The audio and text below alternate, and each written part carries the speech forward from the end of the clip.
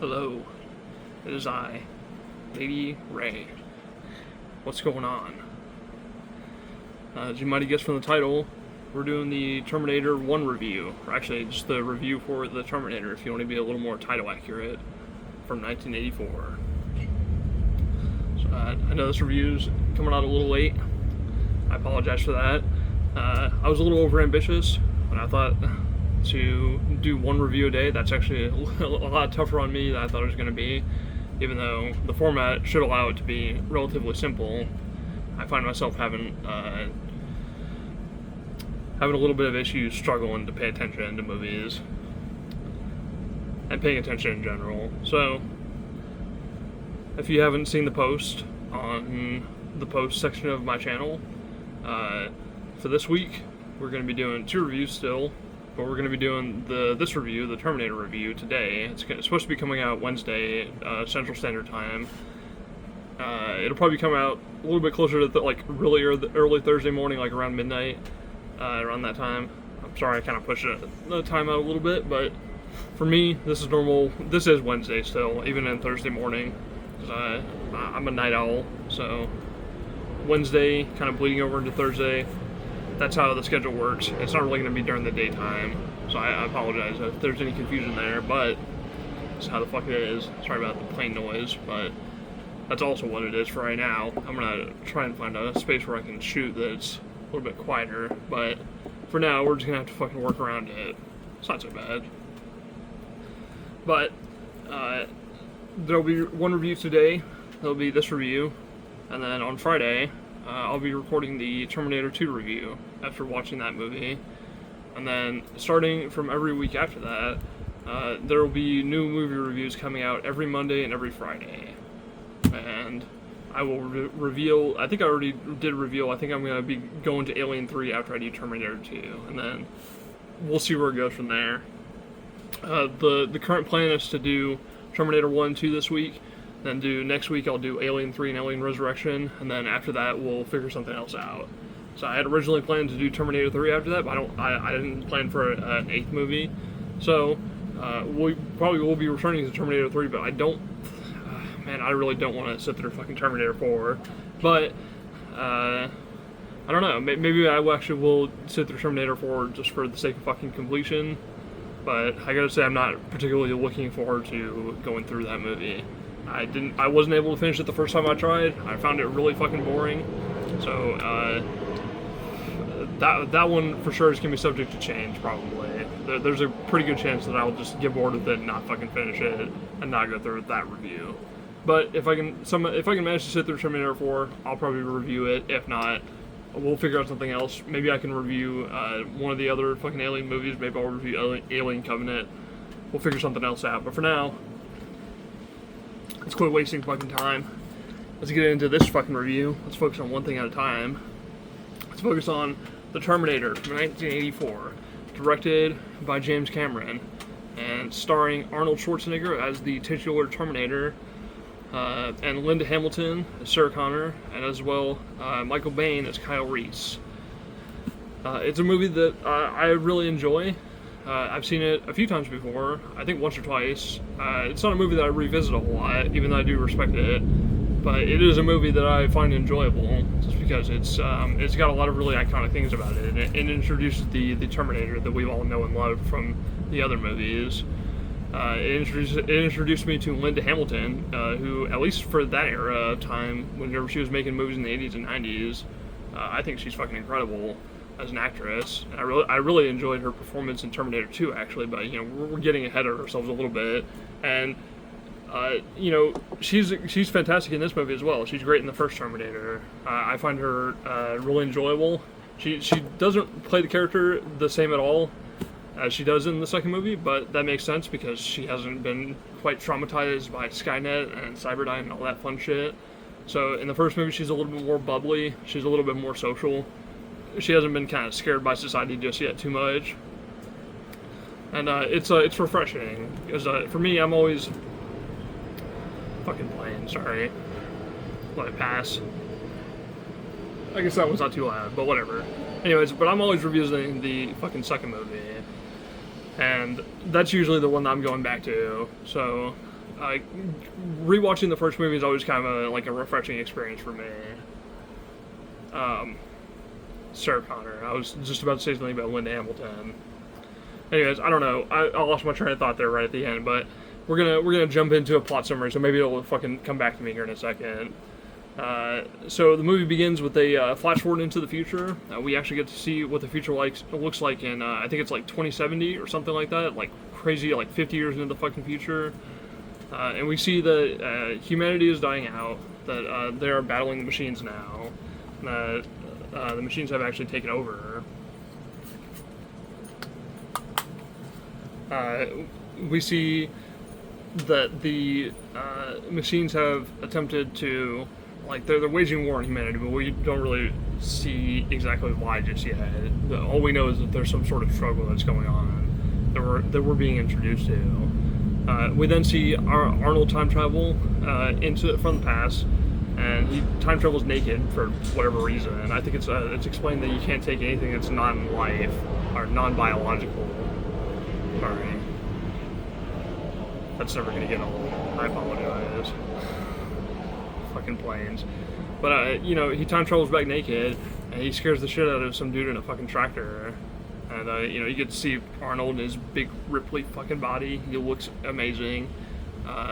Yeah, that's a thing. And then we also get to see Kyle Reese do the same thing. Just a few minutes later, he does. He also travels back naked, and they both. Arnold goes into a bar, or maybe not a bar. Alright, he goes up to some people and he meets them, and he takes their fucking clothes from them after threatening them. And it's a pretty funny scene, because they're not expecting him. They think he's just a normal fucking buff Austrian dude. And then I believe Kyle does something similar. I forget how he gets his clothes back, but yeah.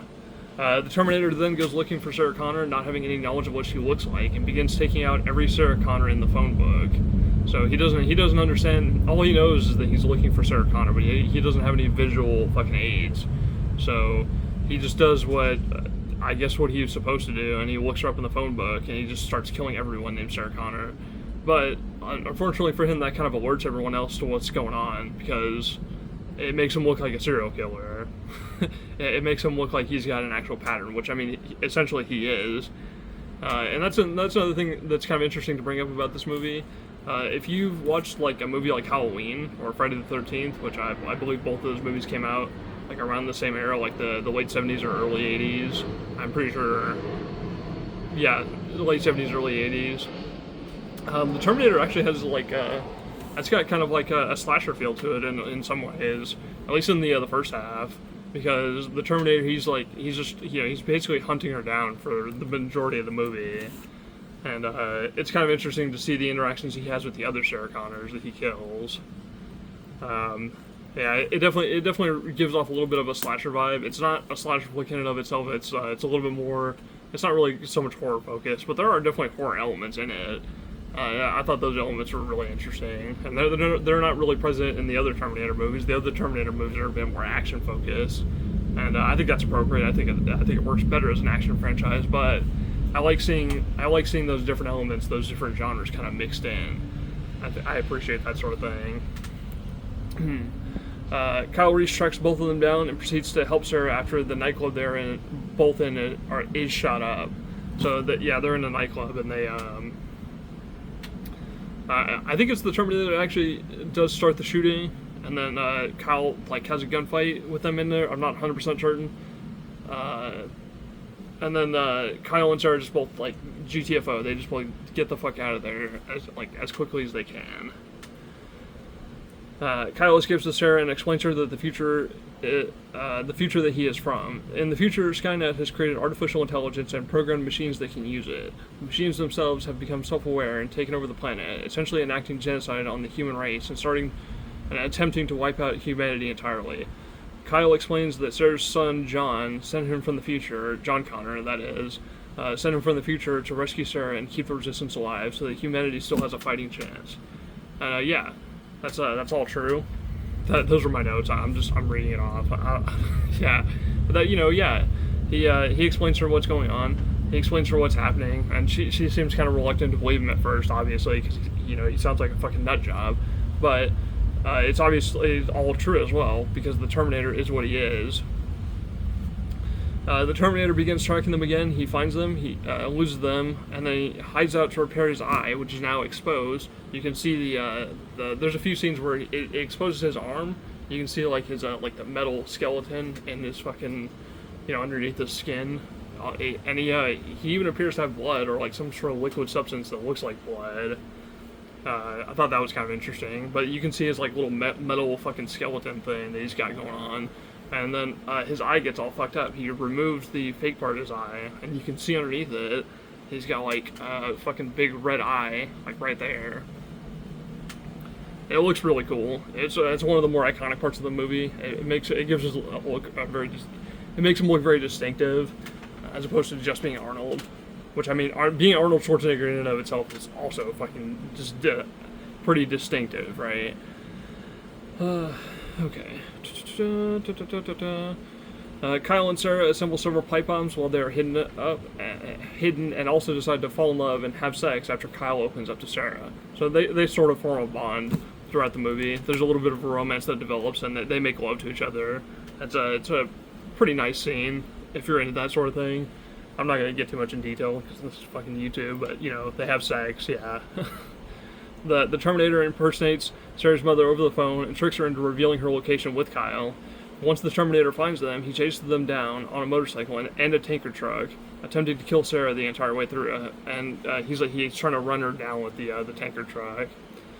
Kyle manages to throw a pipe bomb into the tanker, blowing it up in spectacular fashion along the way.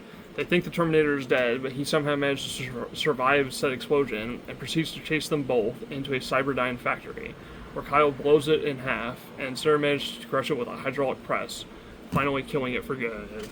It's one of my favorite scenes in the whole movie, by the way, where him just being crushed by the T-1000, I think it was the T-1000, yeah. Wait, maybe it's the T-800, actually. I think the T-1000 is from the second movie. Anyways, he gets crushed by the hydraulic press. It's a pretty cool fucking scene. They fake you out a few different times thinking he's dead. And just like in a fucking horror movie as well, actually, now that I think about it.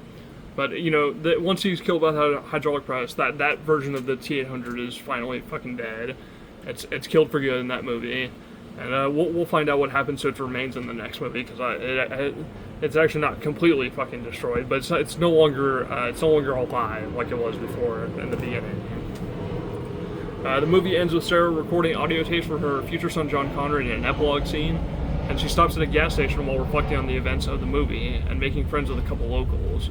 The owner of the station comments that a storm is coming, and Sarah says she realizes this, causing her to reflect on the future of Skynet and the events of the movie before she rides off into the storm. And that's where it ends. It's a nice little epilogue scene. Normally, I don't really like epilogue scenes. I kind of wish the movie would have just fucking ended in the factory. At least when it comes to most other movies. I feel like this movie actually pulls off that epilogue shit pretty well.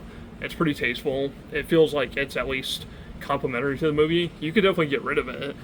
It doesn't actually add too much, but I feel like it's better well done, and it doesn't overstay its welcome. I think overall, I would give this movie a 7 out of 10. I do have a couple complaints. The effects are good. They look a little dated, though.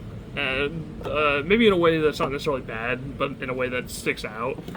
Some of the scenes where you see the Terminator without any of his skin on, and you just see the skeleton walking around. It's pretty cool, but it also looks like it's in fucking stop motion. It's a little bit distracting. It kind of takes away, it kind of breaks the immersion for the movie. The immersion of the movie for me. It's not the end of the world, though. It's still a cool looking effect. I still think it looks cool. It's just a distractingly cool effect, I guess. What else? What else complaints-wise? I don't know. I really don't have too many fucking complaints about it. The effects are all actually good. They're all practical effects, and I appreciate that. The actors are all good in it.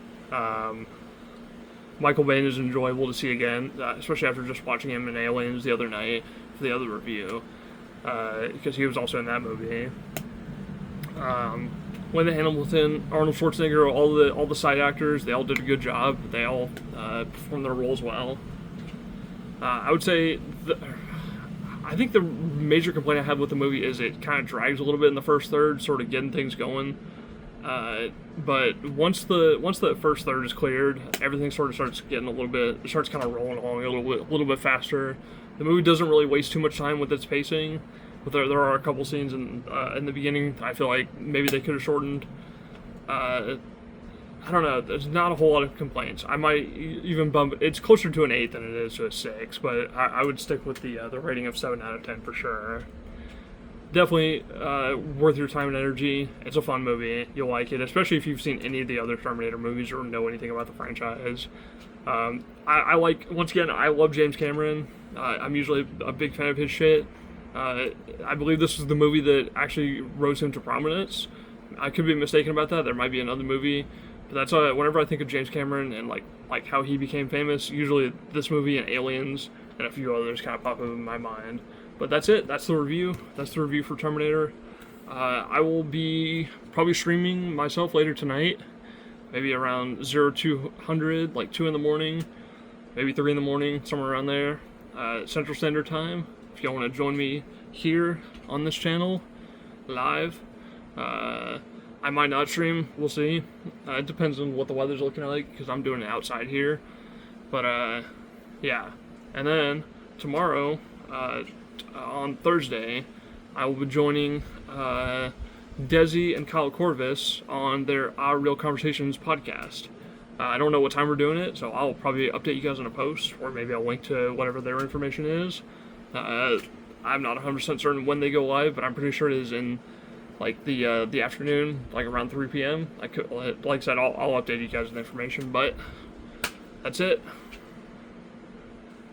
What I always say, motherfuckers, I say, the world is in your hands.